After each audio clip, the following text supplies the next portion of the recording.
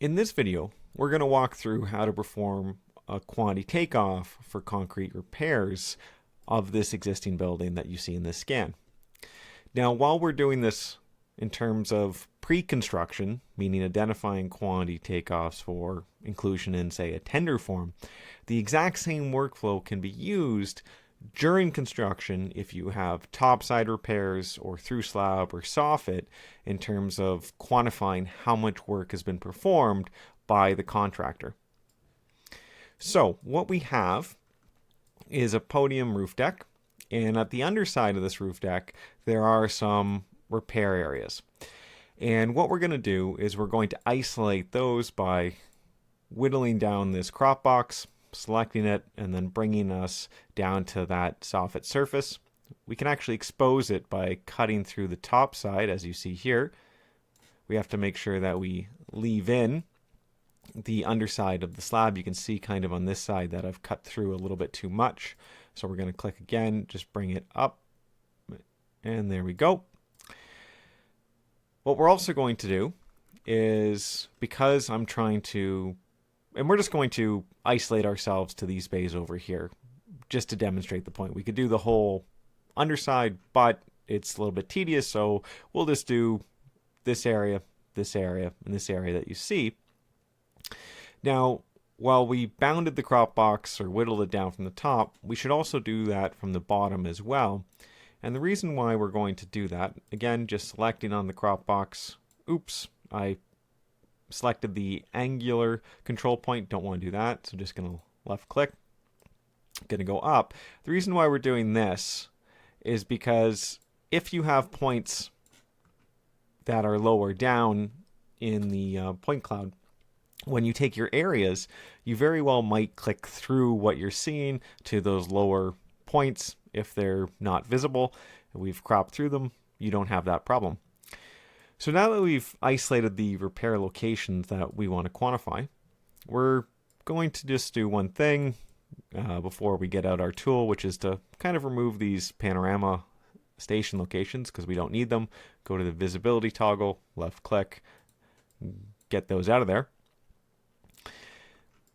So now that our view is quite clean, we're going to go to our measurement tool, select area, and we're just going to start to put some points right around our repair.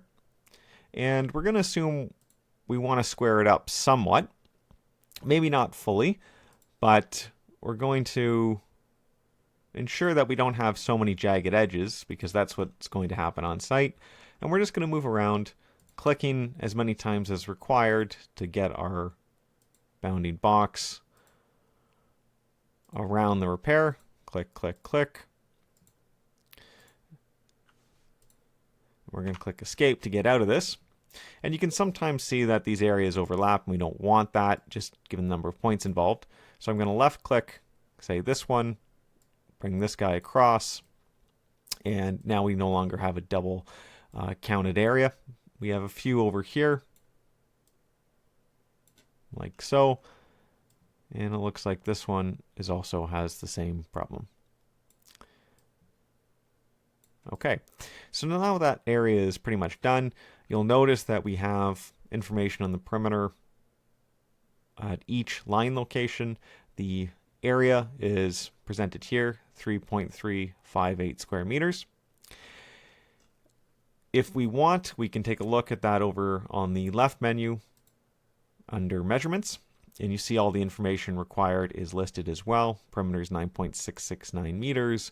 Our plan or surface is 3.358 square meters. These will, for a flat surface, be identical. For surfaces that have some elevation difference to them, the surface is a 3D surface area, whereas plan is what you see in the 2D orthographic plan view. Generally, you're going to want this, the surface area in 3D. So we have some other ones here as well. We're just going to go zoom out, zoom back in, and quickly take off those areas. These are a little bit more square-like, or rectangular-like, I should say. Going to left click around that box, press escape to get out. You see a new area has been populated. And one final one over here. We're just going to go across and down like so.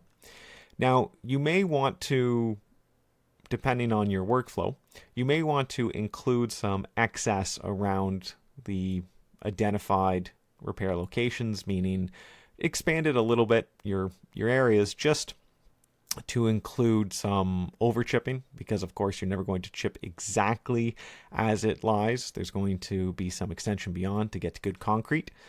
However, we would recommend that you, from your scan, because this acts effectively as your raw data, you stay pretty tight to your group, and then in post-processing for, say, a tender form, you add 10% or 15% or some nominal amount to include for an extension. If you're, say, in this area, like so, you might very well just go to the edge of the beam like I did. So you can see I've kind of bounded this a little bit more tightly along the repair, but you're not going to leave this little strip, so we're just going to bring those control points that bound our area to the beam base. Okay, so now that we have that, we can do a few things. One is, if we don't like meters, because we're dealing with Imperial, either for the contractor or the owner likes Imperial, you can switch your units up here. We have videos specific to that, but effectively it's just a left click and you're going to get different units. This is fractions of an inch and this is decimal inches.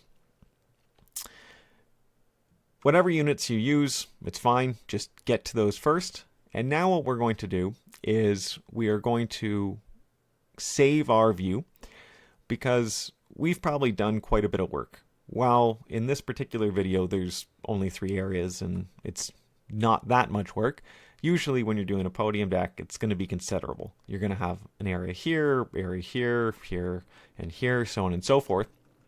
So lots of areas involved. You're going to want to save that and not lose your work. So we're going to go ahead and left click, save session. That'll be brought up here to your downloads folder. And so now when we go into a new viewer, we can upload that and get exactly what we're looking at. To save these measurements though, not just the view, we can go to left click on the measure, drop down, left click export distances, and now those distances and areas are going to show up under, or rather in, this measurements file, which I'm going to bring up by left clicking. You can see here, this is area 1, this is this big area. This is defining just the geometry of that area, and you go down here and you get a surface area of 36.15 square feet. Area 2 is down here at 33.33, and area 3 is down here at 20.3. You can then take these, put them into Excel or some sort of other software where you're going to tabulate them all, either for, as we said, to create your tender form, or if you're a contractor, to submit to the engineer of record for how much work has actually been performed. And that's another thing that you'll, if you are a contractor, you'll want, which is to save this session and give it to the engineer so that they can confirm right on the viewer exactly the quantity takeoffs. It effectively means that there's going to be no ambiguity about how much work was performed.